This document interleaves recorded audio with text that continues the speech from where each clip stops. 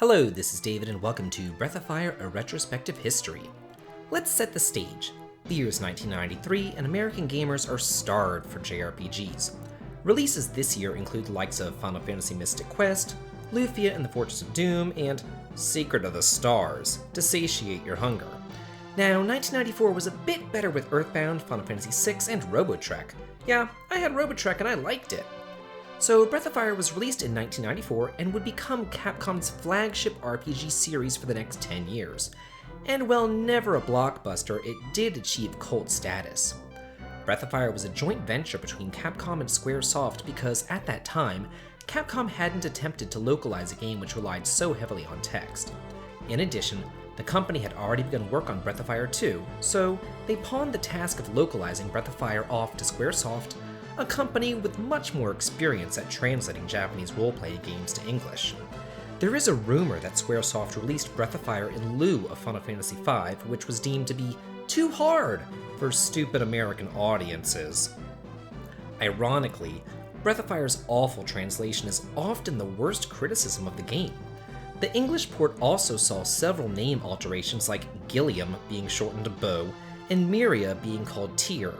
Similarly, the names of inventory items are greatly abbreviated for the English localization, and Karn's appearance was also altered to give him white skin and brown hair. Let's get to the story. 2,000 years ago, the goddess Miria appeared and began granting wishes to the mortals in a bid to have the various clans of the world fight each other for her power. The most powerful of these clans, the Dragon Clan, waged a devastating war vying for her power before she was eventually sealed away. This ravaged the planet and split the Brood, or the Dragon Clan, up into two factions, the peaceful White Dragon Clan and the evil Black Dragon Clan. When Breath of Fire begins, the White Dragon Clan chose to seal their powers away and live their lives in peace around the world. The game opens in the peaceful White Dragon village of Drogen, where our protagonist Ryu lives with his sister Sarah. When the Black Dragon Clan, under their leader Zog, attacks Drogen and kidnaps Sarah, Ryu sets off on his grand adventure to destroy the Black Dragon Clan, rescue his sister, and collect 7 keys to seal away the goddess once and for all. One of the big draws of the series are the mythologically inspired anthropomorphic characters which range from snakes to fish to wolves to birds and to moles. The battle system is your standard turn-based affair, but with a unique twist.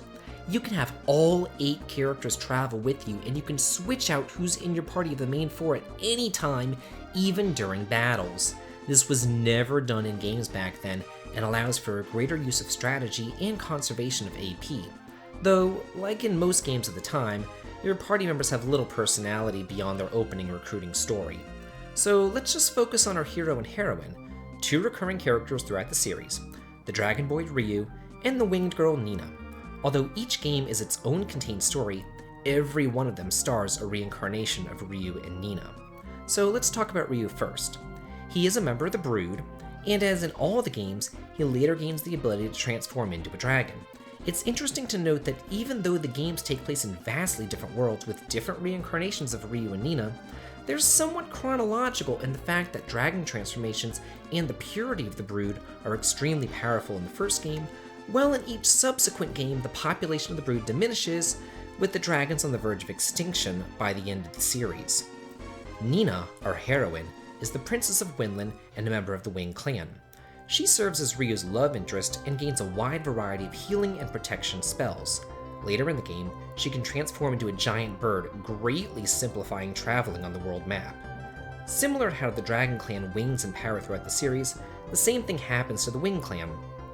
In Breath of Fire, just about every adult Wing tribe member has the power to transform into a great bird, but as time goes on, their power fades, and in Breath of Fire 2, the power has been all but lost, culminating with the Wing Clan's flightlessness by the end of the series. Another character to make a recurring appearance is Blue, later called Dees. She appears in the 4 main games, however, she's only playable in Breath of Fire 1 and 2. She is the upper torso of a busty woman and the lower body of a snake. She's some sort of all-powerful deity, later on revealed to be a goddess in Breath of Fire 3. However, she's kinda lazy and a pervert. Her status as goddess is implied with her magic selection consisting of the most powerful magic in the game, and unlike all the other characters, she has no unique world map skill. Another unique quirk of Breath of Fire is that the overworld isn't just some flat map.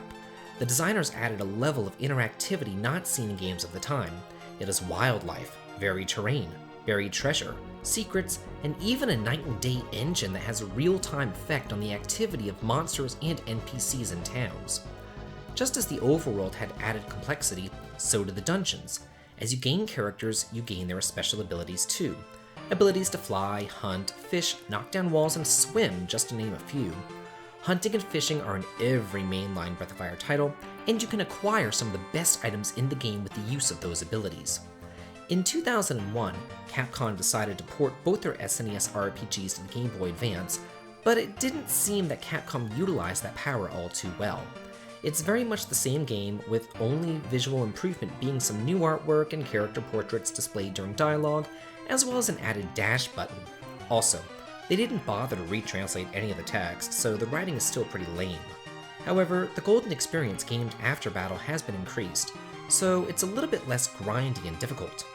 As with most SNES to Game Boy Advance ports, the soundtrack in Breath of Fire suffered dramatically, as it now sounds scratchy and muffled. Overall, though, Breath of Fire is a great entry into the series, and I love the dark, somber tone that pervades the game.